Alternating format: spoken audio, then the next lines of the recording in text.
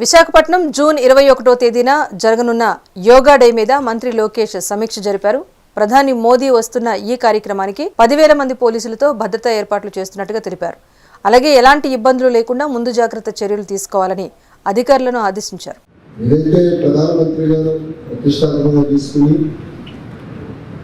Yoga day అనేది ప్రపంచం మొత్తం పాటించే విధంగా చేశారు. మనం ఒక పట్టుదలతో, ఒక క్రమశిక్షణతో, కమిట్మెంట్ ఈ కార్యక్రమం కలిసికట్టుగా జయప్రదం చేయాల్సిన అవసరం ఉంది. ఇతర పట్టణాలతో పోల్చితే మన టెరైన్ కొంచెం కాంప్లికేటెడ్ టెరైన్. ఒక పక్కన సముద్రం ఉంది, బీచ్ ఉంది, రోడ్ ఉంది. మనం ఎంచుకున్న లొకేషన్ కూడా ఏంటంటే ఎంట్రీ పాయింట్స్, ఎగ్జిట్ పాయింట్స్ కూడా చాలా జాగ్రత్తగా మానిటర్ చేయాల్సిన అవసరం ఉంది. It is a historical event we are all going to deliver. And the coordination, cooperation with the Honorable Prime Minister's extended to our state is the bare minimum that we all should do for it.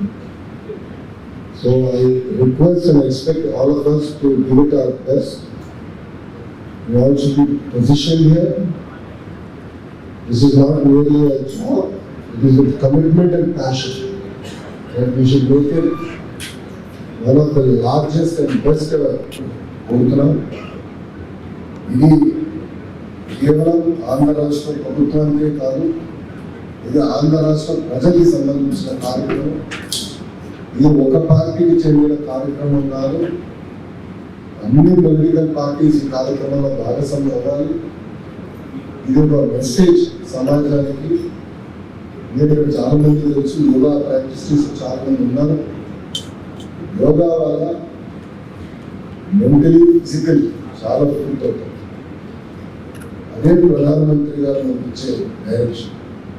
So పార్టీల అతీతంగా అందరం కలిసిగా పనిచేసి ఈ యోగా జయప్రదం చేయాల్సిన అవసరం